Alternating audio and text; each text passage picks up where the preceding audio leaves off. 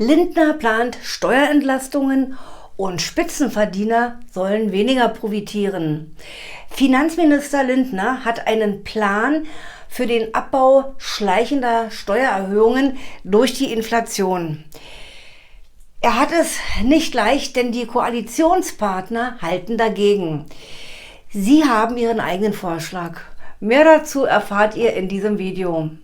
Mein Name ist Jutta Martin, ich bin Rentnerin und berichte über aktuelle Themen zu Steuern und Renten. Sichert euch hier unter diesem Video den kostenlosen Report zur Vorbereitung der Steuererklärung und eine Checkliste, ebenfalls gratis natürlich speziell für Rentner. Finanzminister Lindner von der FDP will steuerlich breit entlasten. Sein Vorschlag zielt darauf, die Steuertarife so zu ändern, dass es nicht mehr zu einer kalten Progression kommt.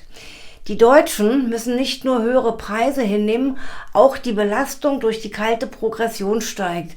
Ja, was ist denn nun kalte Progression? Lohnrunden zum Ausgleich der Inflation können zu einer Hochstufung beim Steuersatz führen. Das nennt man kalte Progression. Wenn also sowohl das Gehalt als auch der Steuersatz steigen, kommt man in die kalte Progression. Eine Lohnerhöhung bedeutet oft nur den Ausgleich der Inflation. Im Klartext heißt das, dass man sich trotz Gehaltserhöhung weniger leisten kann. Ja, und wenn der Staat also mehr von der Gehaltserhöhung hat als der Steuerpflichtige selbst, so ist er Opfer der kalten Progression. Die Steuertabellen sind so aufgebaut, dass die Steuer nicht linear, sondern progressiv steigt. Um die kalte Progression zu verhindern, müssten jährlich der Tarifverlauf sowie Frei- und Absetzbeträge vollständig an die Inflation angepasst werden. Die kalte Progression betrifft alle Steuerpflichtigen, also auch die Rentner, die Steuern zahlen. Man könnte die kalte Progression auch als Inflationssteuer bezeichnen. Lindners Vorgänger Olaf Scholz von der SPD hatte während seiner Amtszeit als Finanzminister beim Abbau der kalten Progression stets die Geltung des 45-prozentigen Reichensteuersatzes mit angepasst. Lindner will den Eckwert der Reichensteuer nicht verschieben. 2018 mussten Topverdiener 45% ihres Einkommens zahlen, wenn es bei mehr als 260.000 Euro lag. 2022 gelten die 45% erst ab 277.000 Euro. Lindner will diese Grenze nicht weiter nach hinten verschieben. Ob Christian Lindner mit seinem Angebot in der Ampelkoalition Erfolg haben wird, ist fraglich. Er will künftig die Einkommensteuergrenzen an die Preisentwicklung koppeln und gleichzeitig den Grundfreibetrag erhöhen. Das ist ein guter Plan und wäre auch vernünftig.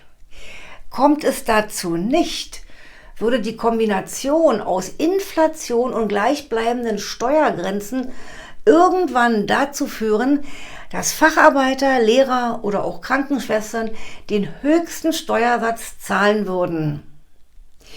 Das klingt nicht nur kompliziert, sondern ist auch kompliziert. SPD und Grüne sind mit Lindners Plänen nicht einverstanden. Ich kann nur hoffen, dass Lindner sich durchsetzen kann. Er versprach, rund 48 Millionen Deutschen sollen von seinem Steuerpaket ab 2023 profitieren, und zwar vom Auszubildenden bis zum Rentner. Steuerzahler können im Schnitt mit 192 Euro Entlastung rechnen, laut Lindner. Ja, der Finanzminister Christian Lindner findet seine Pläne als sozial ausgewogen. Einkommenssteuertarife müssen an die Inflation angepasst werden. In den letzten Jahren ist das lediglich durch eine geringe Anhebung des Grundfreibetrags passiert. Es gibt noch keine Reform, die die Auswirkungen der kalten Progression abschafft.